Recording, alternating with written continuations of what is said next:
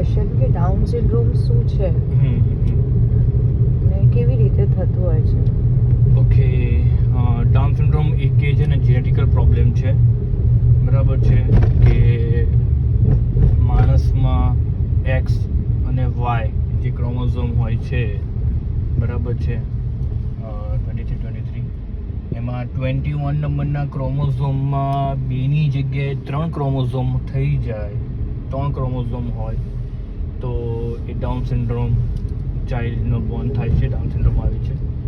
Down syndrome child જ્યારે mother pregnant હોય છે ત્યારે જ પેટમાં જ ખબર પડી જાય છે, અંદર જ ખબર પડી જાય છે. જો બધા ટેસ્ટ કરવામાં આવે, સોનોગ્રાફી કરવામાં આવે, ડબલ માર્કર, ટ્રિપલ માર્કર જે ટેસ્ટ છે એના ઉપરથી આપણને ડાઉન સિન્ડ્રોમ ચાઇલ્ડ છે કે નહીં એ આપણને અંદર ખબર પડી જાય છે.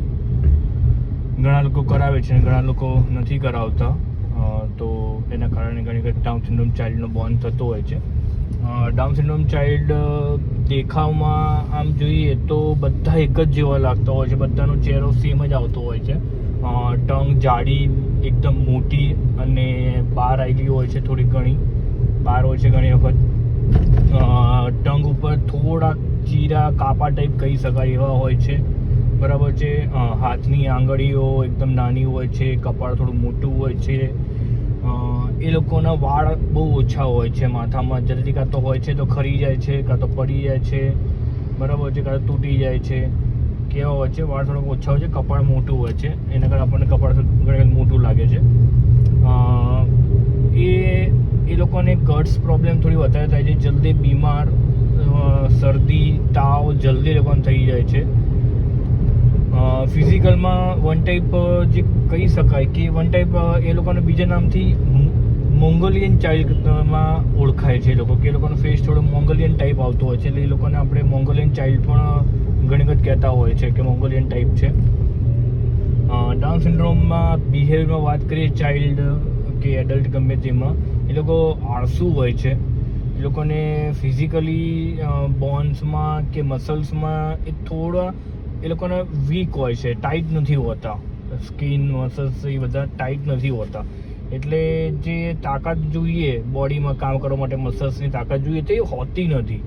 હવે એના કારણે થોડા જલ્દી થાકી જાય છે અને પ્લસ ઉપરથી આળસુ પણ હોય છે એ રહ્યા, એટલે એ લોકોને ઘણી વખત કામ કરવાનો કંટાળો આવે. હવે એના લીધે ઘણી વખત એ લોકો જિદ્દી થઈ જાય છે, ગુસ્સે થઈ જાય, એ લોકોનું બિહેવિયર જીદવાળું, ગુસ્સાવાળું પણ હોય છે. આની કોઈ મેડિસિન, દવા કે સર્જરી નથી કે તમે ડાઉન સિન્ડ્રોમને સારું કરી શકો. હા, તમે એ લોકોને ટ્રેનિંગ પાર્ટ થ્રુ તો એજ્યુકેશન, સ્પીચ, બિહેવિયર, કોગ્નિશન એ તમે આપી શકો છો. એ લોકો દરેક વસ્તુમાં કહી શકાય કે અમુક વસ્તુમાં એ ડીલે ચાલતા હોય છે.